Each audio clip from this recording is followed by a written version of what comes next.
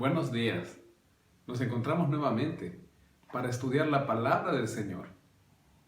En Judá, después de la muerte de Roboam, había reinado su hijo Abiam, quien después de 3 años nada más murió. Y luego reinó Asa, hijo también de Abiam, nieto de Roboam. Este hizo una reforma religiosa y el Señor le permitió reinar durante 41 años. Es mientras este reinaba que en Israel sucedieron algunos reyes, y hoy en el capítulo 16 hablaremos de estos reyes. No está de más decir que en el versículo 24 del capítulo anterior nos mencionaba que Josafat reinó después de la muerte de su padre Asa. No veremos acerca de Josafat hasta el capítulo 22 del libro de Primera de Reyes. Nos dice el versículo 1 que llegó palabra del Señor a Jehú, hijo de Hanani, contra Baasa. Estos dos hombres, Jehú y Hanani, eran profetas. Jehú el hijo profetizaba en Israel, mientras que su padre Hanani era profeta en Judá. Cuando se encuentra con el rey Baasa, le da el mensaje del Señor diciendo: Yo te levanté del polvo y te puse como príncipe de mi pueblo Israel. Pero tú has andado en el camino de Jeroboam y has hecho pecar a mi pueblo Israel, provocándome a ira con tus pecados. Por eso yo barreré la posteridad de Baasa y de su casa, y voy a hacer con su casa como con la casa de Jeroboam, hijo de Nabat. Baasa eliminó a toda la familia de Jeroboam, y fue más grande su maldad que la de Jeroboam. Al morir, su hijo Ela subió al trono, y nos dice en el versículo 8, que en el año 26 de Asa, rey de Judá, comenzó a reinar Ela, hijo de Baasa, sobre Israel en Tirsa, y reinó 2 años. Pero mientras éste reinaba, conspiró contra él su siervo Sinri, que era comandante de la mitad de los carros. Estaba Ela en Tirsa, embriagado y bebiendo. La maldad cada vez iba creciendo más en los reyes de Israel. Este era un rey que se había convertido en ebrio, y mientras él bebía, su siervo Sinri aprovechó y lo mató. Una vez que lo mató y empezó a reinar, cuenta el versículo 11 que también fue y mató a toda la casa de Baasa, sin dejar en ella ningún hombre, ni parientes ni amigos. Así exterminó a la familia de Baasa, como el Señor lo había dicho ya mediante el profeta. Simri fue tan malvado, capaz de eliminar a la familia de Baasa, así como Baasa mismo fue capaz de eliminar a la familia de Jeroboam.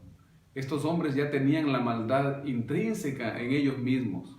Esto no quiere decir que Dios utilizó a estos hombres, simplemente permitió que su maldad diera rienda suelta. Ellos querían impedir que algún sobreviviente del rey anterior haga algo en contra de su reinado. Pero este malvado Simri nos cuenta el versículo 15 que solamente reinó 7 días en Tirsa. Era el año 885 a.C. Y mientras el pueblo acampaba porque tenía sitiada Gibetón, ciudad de los filisteos, se supo que Simri había conspirado y dado muerte al rey. Entonces Omri, general del ejército, subió a Gibetón junto a todo Israel y sitiaron a Tirsa. Al verse acorralado Simri y tomada la ciudad, se metió en el palacio de la casa real y prendió fuego a la casa consigo adentro. Así, después de 7 días de haber matado al rey, él murió. En el versículo 21 nos cuenta que el pueblo de Israel se dividió en 2 partes. La mitad del pueblo seguía a Tibni, hijo de Ginat, un desconocido para nosotros, pero al cual el pueblo seguía. Y la otra mitad seguía a Omri, el general del ejército. Esto derivó en una guerra civil que duró durante 4 años. Tibni murió, nos dice el texto bíblico, posiblemente de muerte natural porque no habla de ninguna tragedia. Y entonces ahí sí, Omri se convirtió en rey. Y ya era el año 31 de Asa, rey de Judá, cuando Omri comenzó a reinar sobre Israel. Este reinaría 12 años, pero 6 años estuvo en Tirsa.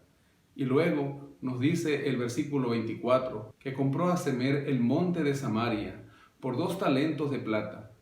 Edificó en el monte y llamó a la ciudad que había edificado Samaria por el nombre de Semer, que fue el dueño de aquel monte. Ya sabemos ahora de dónde proviene el nombre samaritanos. Samaria es del antiguo dueño de este lugar, que era Semer. Omri asimismo hizo lo malo ante los ojos del Señor, y lo hizo peor que todos los que habían reinado antes de él. Muy aparte de eso, sus hechos políticos y militares fueron grandes y prósperos. Tanto así que los asirios llamaban a Israel la casa de Omri. Luego de su muerte comenzó a reinar en su lugar Acab su hijo, en el año 38 de Asa, rey de Judá, y reinó sobre Israel en Samaria 22 años. De este Acab hablaremos los capítulos posteriores mucho, pero no tanto de él por su reinado fuerte, sino por toda la maldad que éste hizo, y más que todo, porque durante su reinado hablaremos de Elías el tisbita.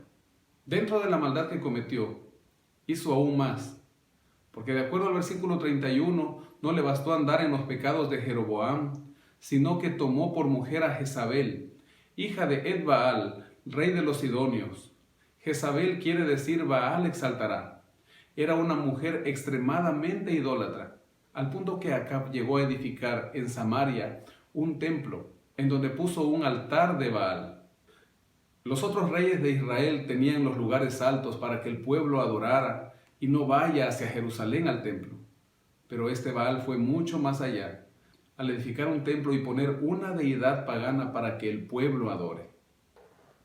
También nos comenta el versículo 34, que en tiempos de Acab, Giel, el de Betel, reedificó a Jericó. En el libro de Josué capítulo 6, versículo 26, encontramos aquella profecía que el mismo Josué dio, cuando dijo que el que reedifique la ciudad lo hará al precio de la vida de su primogénito y echará los cimientos al precio de la vida de su hijo menor. Sus dos hijos murieron, Abirán su primogénito y también Segub su hijo menor. Puso sus puertas conforme a la palabra que el Señor le había anunciado por medio de Josué, como lo dijimos antes. Apreciado amigo, la maldad nos aleja cada vez más de Dios. Y cuando nuestro corazón se va encalleciendo, poco a poco el enemigo hace que nosotros vayamos haciendo cosas peores. Los reyes de Israel se iban apartando más y el pueblo se apartaba más junto a ellos del Señor. Pero ahora este Acab que veremos de aquí en adelante en los próximos capítulos nos va a enseñar que es posible que un día separándonos de Dios caigamos tan profundo que nos olvidemos de Él y vayamos a un terreno realmente terrible, en donde la falsa adoración, la hechicería y la idolatría pueden hacer perder la vida eterna a cualquier persona. Hoy, tomémonos de la mano del Señor, caminemos con Él y pidamos su Espíritu Santo en nuestras vidas. Que el Señor le bendiga, es mi deseo y mi oración.